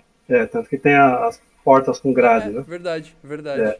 Pô, pra quem tá e na ilha, vale muito vale a fazer pena. esse. Vale a E pena. aí depois, assim, falaram, a gente quer ampliar a visitação, a gente quer abrir aquela área da Água Branca, né, onde tem ali a antiga usina da CESP, né? Aham. e pedindo para eu ver aquela área, tentar pensar na musealização. Na verdade, queriam que eu escrevesse ali no maquinário o que era, de qual que era a data, tal, mas eu pensei, bom, a gente tem uma história fantástica da iluminação e energia em Ilhabela, né? Então, isso aqui é uma fase final e é importante, né? Por que não já aproveitar e mesclar, claro, todo esse maquinário que está aqui, esse espaço, a própria cachoeira, né? Mas contar a história da iluminação, do surgimento do processo de iluminação pública em Ilhabela e depois da energia elétrica. Por quê? Porque a partir de 1822, né, nós tivemos a inauguração da iluminação pública da vila com querosene, né? Uhum. Então, querosene, devia ser poucos postes ali, que eram acesos todo dia, à noite, né, às 6 horas da tarde, e aí de manhã era desligado, até que eu não sabia, eu fui surpreendido pela informação, né, consultando as atas da Câmara, tudo, da Câmara Municipal, foi construído em Ilhabela um gasômetro, né? Uhum. Alugaram uma casa, construíram um gasômetro e transformaram e agora falei o nome do produto, enfim, transformava lá em gás. E distribuía o gás, o carbureto, né? Tinha faltado o carbureto, e transformava em gás e saía pelas tubulações subterrâneas até os postes e até algumas casas, né? E aí tinha, inclusive, a tabela de quanto você pagava, né? E a tabela era feita conforme a potência da lâmpada única que você vai ter na sua casa. Então, se você tiver uma lâmpada de tantos watts, você vai pagar tanto, uma menor vai pagar um pouco menos, né? E aí é muito interessante, até que essa máquina começou a falhar, começou a dar problema, começaram a cobrar uma nova solução, e aí pensaram em fazer uma primeira usina hidrelétrica na vila, que foi aquela construída em 1920, né? Ali atrás, onde hoje é atrás da Santa Casa, não sei se você já viu o local, sim, né? Sim. E aí foi a primeira usina construída em 1920, né? Eu tenho a foto, depois eu te mando aqui as informações para você projetar. Eu tenho aquele livrinho do museu, que foi você que escreveu, né? Foi, exatamente. E aí, assim, funcionava para a vila, né? E aí começou a dar problema na década de 40, porque muito período de seca, faltava água e prejudicava a distribuição de energia. Aí compraram um gerador a diesel, né? Que foi colocado lá, então, assim, acabava a água, ligava o gerador a diesel. Uhum. Então, isso funcionou até década de 40, praticamente, né? 40 e pouco. Também começou a ficar insuficiente, a ilha cresceu muito, né? Vários bairros queriam energia elétrica, aí contrataram o DAEE, ali na usina, né, da Água Branca, né? E uma grande turbina Pelton ali que conseguia transformar a energia da água, né, do movimento da água, e distribuir para aquele tamanho de Ilhabela da época, né? Começou a ser insuficiente até que passou para a CESP, né? E aí a CESP optou por comprar 5 grandes geradores a diesel, né? Nós temos um apenas hoje que está em amostra, né? Que está lá no museu, né? Exatamente. Então aquilo lá era enorme, era barulhento, né? Dizem os moradores no Perequê que quando ligavam o gerador a diesel na Água Branca, você escutava no Perequê, né? Então, assim... Não, o tamanho que é aquilo, quando você vê um gerador desse tamanho ligado a gasolina... E eram 5, né? Imagina, devia ser complicado. Devia né? ser complicado. Até finalmente chegar propriamente o cabo, né? Sim. Transporte de energia para o cabo submarino, né? E aí a energia vinha de fora. E ainda então, assim hoje? Que é o que hoje distribui energia elétrica por Ilhabela. Então, assim, eu optei por contar essa história no museu, ao invés de simplesmente sinalizar os equipamentos que existiam, né? Sim. Que, assim, uma filosofia que a gente sempre adotou em Ilhabela, claro, era de tentar fazer um trabalho de excelência, né? Então, assim, se dá para fazer uma coisa a mais, né? O que eu poderia fazer aqui que seria mais interessante ainda, né? Então, assim, a gente vai tentar ampliar isso, né?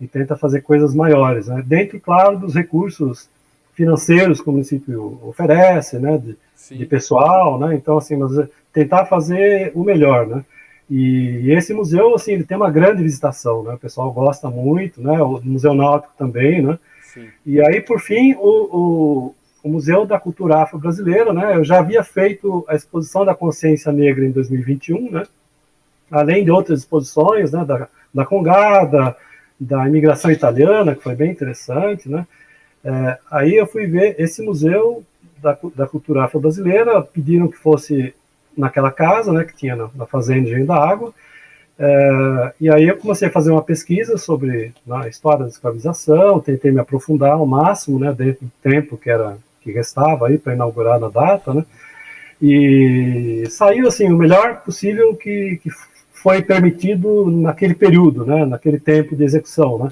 A gente tinha esperança de que ele pudesse ser reformulado, ampliado, né, ter novos acervos, né, mas já foi assim uma conquista. Para você ter uma ideia do tamanho da conquista, é o único museu afro-brasileiro no estado de São Paulo, depois daquele no Museu do Ipiranga, do Museu do Ibirapuera. Sim. Não há outro no estado de São Paulo. Olha que legal. É só aquele na cidade de São Paulo, né, no Ibirapuera, e o nosso. Né? Que legal. Então, assim, acho que foi uma conquista muito grande do coletivo negro em Ilhabela, né, que reivindicou um espaço, né, que fosse ampliado, né, e cada vez, né, que ele seja mais visível, né. Então, assim, foi muito importante, assim, né, para a cidade. E aí, assim, eu até sabendo que ia falar com você, eu pedi para o João, né, da Fazenda, João Mádio, não sei se você conhece. Não. Que ele faz o controle ali dos visitantes, né. Então, uma coisa que a gente planejou é que tivesse um controle de quem visita o museu, quantas pessoas visitam o museu, de onde que vêm as pessoas, né? Uhum. Então, assim, quando você pega a Fazenda Engenho da Água, por exemplo, desde a criação, tivemos 90.476 pessoas. Uau. Que já visitaram, desde setembro de 2021 até o mês passado, que é do levantamento, né? Interessante é que, assim, apenas 10% são de munícipes, o restante é de fora. Olha. E desses turistas de fora, 10% são estrangeiros. Olha. Então, assim, é um ganho de propaganda, de informação, de visibilidade para a cidade, né? O Museu Náutico, né, que é o mais visitado, teve de setembro de 2022, aliás, de junho de 2022 até o mês passado, 207.596 pessoas.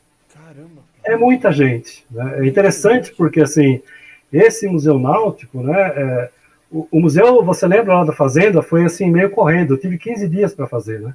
Então, assim, eu tive que trabalhar com o que tinha, né, expositor de vidro de meio metro, né, tudo bem, eu faço, né, escrever um livro em 15 dias.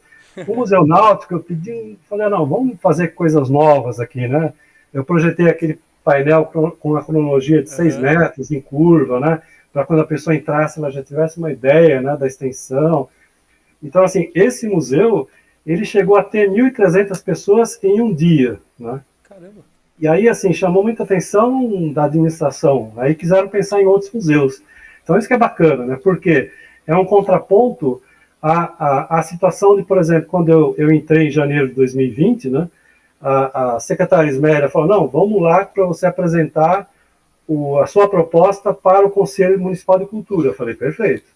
Melhor coisa, vamos lá, apresenta. E eu apresentei tudo isso, falei, museu, aproveitamento turístico de sítios arqueológicos, educação. Aí um conselheiro falou, escuta, mas você está falando em museu, visitação de sítio arqueológico, mas o turista que vem aqui, ele só quer saber de praia e cachoeira. Eu falei, ele só quer saber de praia e cachoeira porque vocês só mostram praia e cachoeira para eles. Ele vai adivinhar. Não, só tá vindo esse turista porque só tem coisa para ele fazer. A propaganda é essa, você vai nos postos lá dos operadores de turismo, ó, tem 300 cachoeiras, né? Tem o parque, tem várias praias. Não tem como você querer que alguém que gosta de museu venha se ele não sabe que tem museu. O cara, não, eu tô aqui, eu quero ir na praia, mas eu quero ir no sítio arqueológico. Bom, mas aí, assim, não sei onde tá. Então, assim, Eu falei, isso porque vocês só oferecem isso, porque no resto do mundo, quando você viaja pelo mundo, você não encontra um único bem histórico, um patrimônio que não tenha fila, um museu que não tenha fila que esteja cheio. Você vai lá no Egito, você vai em Persépolis, no Irã, cheio de gente. Você vai nos sítios romanos em Marrocos, ou mesmo na Itália, é sempre lotado, né? É até chato, você não consegue tirar uma foto que não apareça um monte de gente junto, né? Então, assim, não tem por que você achar que museu em Ilhabela e bens históricos musealizados e abertos à visitação pública não atraem pessoas, né? Então, assim, esse museu mostrou muito isso, né? O Museu da Iluminação e Energia recebeu, aí desde julho de 2023 até o mês passado, 56.793 pessoas. E o Valdemar Belisário, que aí foi criado antes de mim, mas já teve 84.186 visitas. Então, assim, só no levantamento... Mais de meio milhão de pessoas, né? Quanto que deu só isso? Só no levantamento de 2021 para cá, de setembro de 2021, são 439 mil pessoas. Interessadas em história. Pegam o seu tempo, vão até lá, passam uma tarde, porque, assim, por exemplo, o museu é fazendo engenho d'água, você fica lá 1 hora, né? Pelo menos. Né? Sim, com certeza. Não entra e sai. Não, né? Plácido, foi engraçado que eu não mandei para você o roteiro, né? A gente não combinou, pergunta nada. E você... Só que eu escrevi mais ou menos baseado numa história, numa linha cronológica de Ilhabela do que eu queria perguntar, junto com o seu trabalho. E foi engraçado que você respondeu que bom. cronologicamente tudo que eu queria perguntar. E essa última parte que eu queria falar para a gente encerrar era justamente disso. E você já introduziu e falou que era essa parte do turismo histórico, né? Esse motor que pode ser o turismo histórico para... Falando agora de economia, que é o turismo, né? Só que valoriza a particularidade local, que valoriza o que a gente tem aqui de diferente. O turismo sol e praia já acontece, legal, movimenta a cidade.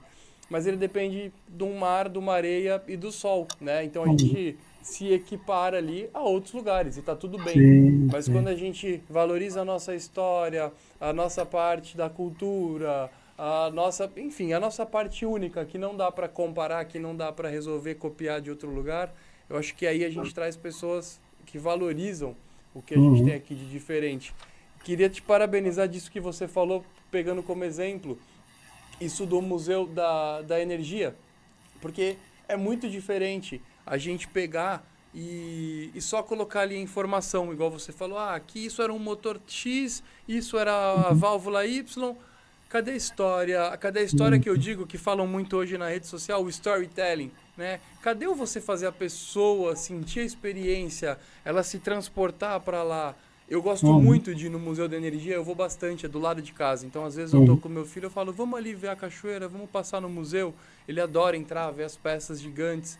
E quando você pega o livrinho, quando você vai fazendo o tour e vendo o livrinho e vendo as peças, pelo menos a minha sensação, eu me sinto ali dentro. Então, quando eu vejo, tinha o gasoduto, né? Gasômetro. Tinha o gasômetro que era numa casinha, que era alugada na vila. Não sei se era ali, mas eu me projetei para aquela casinha colonial que ainda tem na esquina da Santa Casa. Sim. Eu não sei se era lá ou não, mas na minha cabeça eu me projetei para ali. Falei, caramba, imagina isso aqui, o tubo passando, iluminando aqui a região, tudo de rua de terra. Então, eu acho que você tem, além desse dom e desse carinho pela cultura e por trazer tudo isso pra gente, você tem uma coisa que é muito interessante, que consegue fazer a pessoa viver uma experiência quando ela está dentro do museu. Pelo menos é isso que eu sinto nesses 3 que você falou aqui da ilha. É isso que eu sinto. E aí, você falando, eu me lembrei de uma vez que eu estava no Museu Náutico, né? No início eu gostava lá de vez em quando de ficar vendo a apreciação do visitante, né? Para ver, assim, os comentários, né? Se de repente tinha alguma sugestão ou alguma coisa que não entendia, né? Porque tem muita informação, né? Aliás, uma crítica que muita gente fazia no início era, você coloca muita informação, né? Ninguém vai ficar lendo isso, e aí, claro, tem gente que não tem tempo, não tem paciência, não tem muito interesse, mas eu vejo gente que fica lá, fica horas e lê tudo, né? Tudo. Aí, assim, você tem a opção. E teve uma noite que eu estava lá com um guia, chegou uma família com 2 crianças, um casal com 2 crianças. E o guia já foi ali se aproximando para fazer a introdução, porque no Museu Náutico é diferente da Fazenda. Na Fazenda o guia te acompanha o tempo todo. Uhum. No Museu Náutico ele faz uma introdução do tema, fala, e depois você fica livre, né? Quando o guia foi se aproximar, o homem já sorriu e falou: não se preocupa não, que é a 4ª vez que eu estou vindo aqui. É só eu vir para Ilhabela que meu filho, a primeira coisa que ele quer fazer, ele quer ir no Museu Náutico. A gente não pode fazer nada. Enquanto não vier no Museu Náutico, ele não sossega. Olha. E a criança está animadíssima, né? Então, assim, é muito gratificante, né? Eu acho que não é uma coisa falsa. Você vê que há um interesse, sempre haverá pessoas que não têm interesse, mas, assim, você, naturalmente, coloca isso à disposição e quem tem interesse vai visitar, né? Então, assim, e cabe a nós, a você como comunicador e a administração pública divulgar para que as pessoas acessem esses locais e ampliar.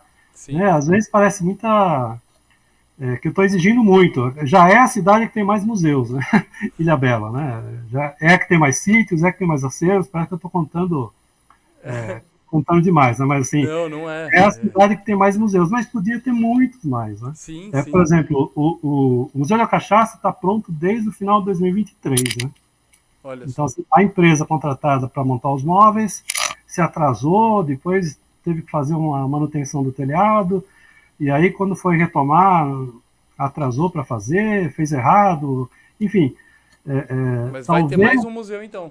vai ter o Museu da Cachaça, porque assim, a minha parte já está feita desde 2023, né? Uhum. Todos os painéis já estão impressos e montados, já estão no local. Os expositores grandes já estão colocados e com todo o material ali. Falta as cúpulas de vidro e um outro expositor lateral que a empresa não fez, mas que ficou de entregar aí agora esse mês. Então, assim, provavelmente eu volto para montar, espero, né? Pelo menos que não Sim. seja montado aleatoriamente, assim, porque tem uma lógica, né? Claro, essa parte que a gente está falando da história ser contada de uma maneira a ser E, entendida e vivida. e eu achei importante, assim, porque eu fiz uma grande pesquisa sobre o assunto. Então, eu peguei toda a documentação, você vai ver lá que tem uma narrativa gigantesca sobre o tema, que nem eu sabia que tinha tanta coisa. Mas eu falei, esse museu não pode estar aqui e não ter uma garrafa de cachaça, né? Por quê? Porque não restou, porque ninguém guardou. Olha. Tem pessoas? Tem. Tem gente particulares que tem garrafas, mas não emprestam, né? Sim. Então, assim, eu tive que fazer uma pesquisa, entrar em vários grupos de colecionadores de cachaça no Brasil, né? Até que eu encontrei um anjo lá em Blumenau, Santa Catarina, e o cara é um dos maiores colecionadores de cachaça do Brasil, e ele tinha lá 20 garrafas de Ilhabela. Sério? Aí eu falei, bom, cara, a questão é o seguinte, eu estou montando um museu de da história da cachaça de Ilhabela, não temos praticamente nenhuma garrafa, temos uma ou duas, e isso aqui é fundamental para a gente. E o cara, assim, ele, extremo bom senso, né, funcionário público de carreira, um cara que viu que era uma coisa séria, né, confiou em mim, e falou, tudo bem, a gente faz aí um empréstimo, aí eu fiz um termo de comodato, né, da administração municipal com ele emprestou as garrafas, né? Foi um carro da prefeitura buscar em Blumenau, trouxe todo carregado lá.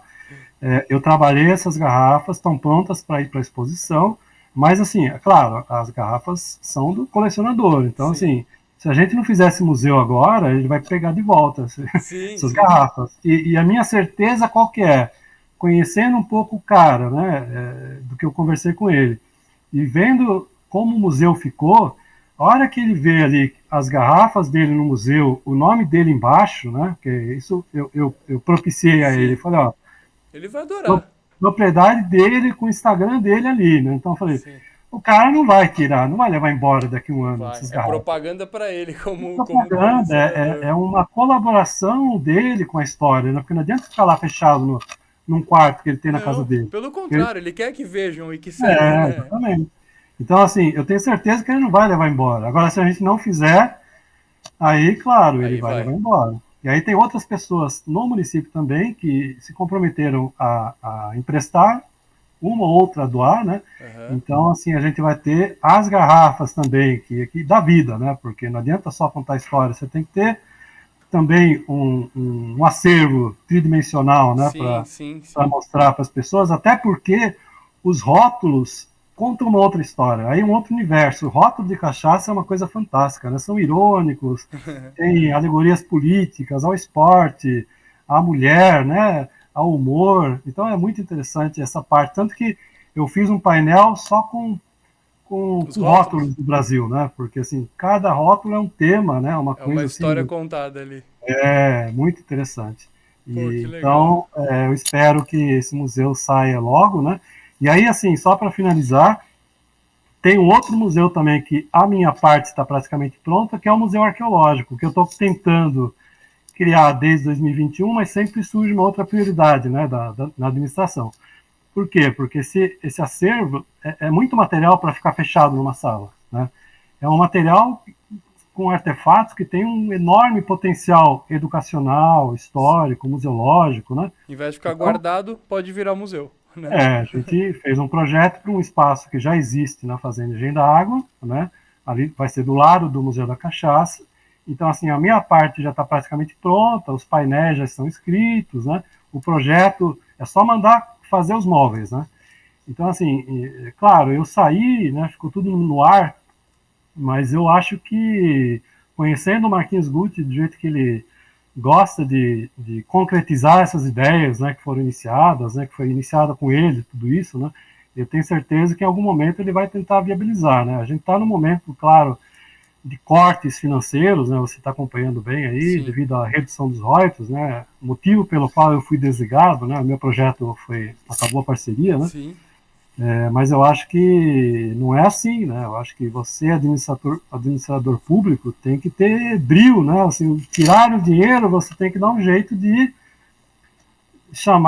Vamos chamar fazer as acontecer, né? pessoas, os É, parceiros, e falar, ó, não tem mais isso aqui, mas assim, o que, que dá para fazer nesse outro formato, né? sim. A Dá pra achar uma gente vai solução. conversando, né? Porque senão você libera tudo, corta tudo, e aí como é que faz? Né? Se você, por exemplo, tirar dinheiro da saúde, educação, de repente prejudica mais ainda a comunidade. Então, assim, quando tem uma situação dessa, né, de redução de orçamento, assim, você tem que ter vontade política para buscar uma solução, né, que não seja simplesmente sair cortando, né, uma crítica, Sim. claro, ao prefeito, mas eu acho que depois de um primeiro momento, né, de repente, de tentar resolver da maneira mais rápida e fácil possível, acho que é preciso parar agora e repensar, assim, bom, Fazer a estratégia de novo, né? né, Ver o que dá dentro de pra. uma política estratégica do município, o que, que eu posso reduzir, o que, que eu Sim. posso manter, de que Talvez forma que eu trabalhar o posso, turismo com a cultura, falar, pô, olha, ganhei um turismo e milhão de cultura. visitantes em museus, né? Por exemplo, por uma questão formal, eu sempre tenho que falar quais os produtos que eu vou entregar, né, no final de um ano. Aham. Então, geralmente são 10 produtos, alguma coisa assim, né? O ano passado foram 12, né? Agora, eu faço aquilo e eu não me limito, naturalmente, ao produto que está lá elencado. Surge uma oportunidade de fazer uma outra coisa, eu vou lá e faço, né? Tanto que em 2024, né, tinha 12 produtos previstos, mas quando você vai ver a prestação de contas, tem aqueles 12 mais 10. Eu poderia chegar lá e falar, ó, eu quero um aditivo porque eu fiz trabalho a mais. Eu falei, não, eu fiz porque eu quero, eu vi que dava para fazer. Sim. Então, isso aqui não estava É previsto, pela mas causa, né? Pelo propósito. eu sou historiador e arqueólogo, eu trabalho com patrimônio. Se você me der uma oportunidade de fazer 10 coisas e você está pagando uma só, mas se der para eu fazer, eu faço. Né? Porque, no fundo, o objetivo não é o material e financeiro. No fundo, é de que forma que eu vou deixar uma colaboração para a cidade. Né? Sim. Assim como você, né, que faz tempo que eu acompanho, você tem um papel, né, de divulgação do meio ambiente, né, da cultura, e você não está pensando em quanto você vai ganhar. Você fez esse podcast, você não está pensando em quanto você vai ganhar, quantos seguidores você vai ter, você pensou em mim porque achou que seria interessante discutir sobre esse tema, e eu espero que 1 milhão de pessoas vejam e que dê um retorno financeiro também, mas eu sei que, Não, que mas o aquilo, propósito vem antes de tudo, né, aquilo que o Próximo? motiva não Não é é, esse, né? não é. Eu, você, tem o Edson, o jornalista aí na cidade, e Sim, outros que trabalham independente de ter um apoio financeiro, né? sim, Porque cada um na sua área quer colaborar um pouco mais, né? Quer fazer exato. um trabalho de excelência para deixar na cidade. Por quê? Porque o trabalho de excelência dignifica a vida, né? Quanto Exato. melhor você fizer o seu trabalho, você não vai me provar que um trabalho meia boca é melhor que o meu. Não, Então, não, assim, eu poderia fazer uma exposição chinfrim, atender, me pediram para colocar placa nas máquinas da CESP. É muito mais fácil. Em uma semana eu vou lá, pesquiso e acabou. Agora não. O que eu não. posso fazer aqui? O que cabe nesse espaço? Sim, Tratar da história inteira, desde a primeira iluminação até a iluminação por cabo submarino. E vamos trazer tudo isso para lá. Aí fui atrás de luminárias, de materiais que não estavam disponíveis, doação, né? Então, assim, é esse o trabalho que eu, você e outros, né, muitos guarda-parque, né, fazem pelo município, né, meu amigo Marcos Aurélio, Marcos o Aurélio, Vini, com né, certeza, com todos certeza. os outros, né, Toda a galera do parque ali, né? todo o pessoal do parque que trabalha, vão lá, tem um incêndio na serra, eles não têm obrigação de ir lá para arriscar a sua vida e ir com um objeto rudimentar apagar o fogo, mas eles vão, Sim. junto com os bombeiros. Se não tiver bombeiros, eles vão sozinhos. Não é pelo dinheiro, né? Não é, aparece uma serpente não sei aonde, nem tá no parque. O Marcos vai lá, o pessoal vai e pega, Sim, porque é uma questão de risco, né? sim. Também a população, e aí depois vai soltar no mar isolado do parque, ou vai encaminhar para o Butantan, que é um parceiro, né, através de pesquisa, para a produção de soro. Então, assim, é todo esse pessoal que, inclusive, eu queria fazer um parênteses para agradecer, né? Agradecer ao pessoal, aos guarda-parque, né? Em especial o Marco Aurélio e o Vini, né? Inclusive o Vini, eu tenho um sítio arqueológico que eu denominei com o nome dele, né? A Ah, Toca é? do Vini. Ah, o Toca do Vini é do Toca Vini? do Vini. Por quê? Porque um dia ele falou, pô, Plácido, eu tava na Água Branca ali na trilha, aí eu fui, tinha uma toca ali, e eu vi lá umas panelas de barro, eu falei, vamos lá, né? Aí chego lá, tem potes de cerâmica, né, feitas no século XIX, com decoração, garrafas, faiança, Claro. né? Então, assim, é muito interessante essa característica de Ilhabela, né, de ter abrigos sob rocha que foram parcialmente ocupados, né, a gente não sabe muito bem, tem várias lendas, né, dos escravos que se Aham. escondiam, né, do escravo Estevão, Estevão, né? né? Então, assim, eu falei, bom, Vini, então eu sempre quis fazer isso. Esse sítio eu vou chamar de Toca do Vini, né? Ah, que Porque é legal. você que achou. Deve ter E, ficado e feliz, hein? ficou. E aí, assim, o Marcos também me levou para vários sítios, né? A gente fez pesquisa junto. Aliás, Marco Aurélio teve uma época que eu sequestrei ele do parque, assim, ele e a Esméria, né? Porque, assim, eu acabei levando eles para outros trabalhos, né? Fora de Ilhabela. O Marcos acabou tirando uma licença do parque e foi Aham. trabalhar com levantamento arqueológico comigo no interior de São Paulo, no Tocantins, Mato Grosso, Bahia, né? Ficou aí mais de um ano comigo e depois voltou, né? Então, assim, Caraca. são pessoas, o Arthur Carlos de Freitas, não sei se você conhece, né? Não. Bibliógrafo, né? Também é uma pessoa assim, que tem a maior biblioteca de Ilhabela, né? Particular, Caramba. adora a pesquisa histórica e sempre foi um grande parceiro. Pô, vou ter que a fazer conhecer uma, ele. sempre que eu começo a fazer uma pesquisa de um tema novo, eu já entro em contato com ele e falo, ó, a, a hora da vez é essa aqui, ó. O que que você me aconselha? Aí ele já vai, ó, mas tem esse autor, porque o Richard Burton, quando passou por aqui, falou, e já aí a gente vai juntando e já tem as primeiras referências para eu desenvolver a minha pesquisa. Então, assim, tem em Ilhabela grandes parceiros, né? O Edson, jornalista, né? Sim. Então, assim, são pessoas que eu sou grato, né? E, naturalmente, também a ex-prefeita Nilce, que foi quem me trouxe originalmente em 1999, a ex-secretária de Cultura Isméria Silva, né? Que quem me chamou para a retomada dos trabalhos em 2020, e o Marquinhos Guti, né? Que é o atual secretário, que é, quis muito que eu continuasse, né? Fez de tudo possível para eu continuar, mas não conseguiu, né? E o Alexandre Batista, que é o secretário adjunto, né? Então, assim, são grandes parceiros, né? Eu espero que mais para frente, em algum outro momento, eu tenha a oportunidade de contribuir, dar um outro passo aí com relação à pesquisa em Ilhabela, né? Com certeza, Plácido. Todo esse trabalho que você fez aqui foi incrível. Acho que eu já conhecia bastante, hoje eu pude conhecer mais.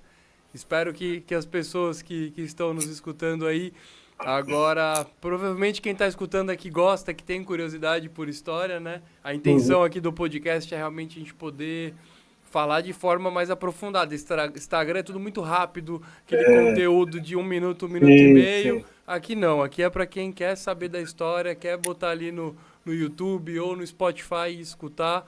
Enfim, queria parabenizar, agradecer pelo convite, agradecer por Obrigado. somar tanto para o turismo da ilha, para a cultura da ilha.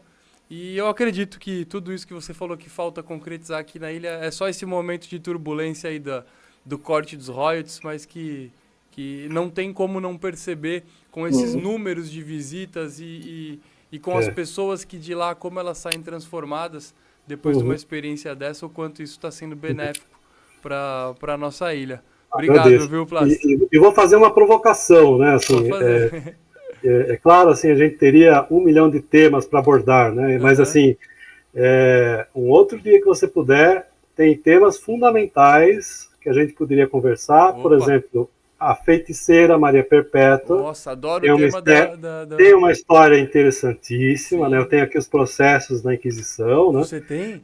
Tenho, e tem o grimólio dela com os feitiços, é uma coisa que dá para mostrar aqui, é super interessante. Né? Já vou me emendar mais duas. E olha, não é o único, porque às vezes pensa, não, mas tudo bem, teve um caso isolado, né, de processo de inquisição, de uma bruxa, mas assim, não é.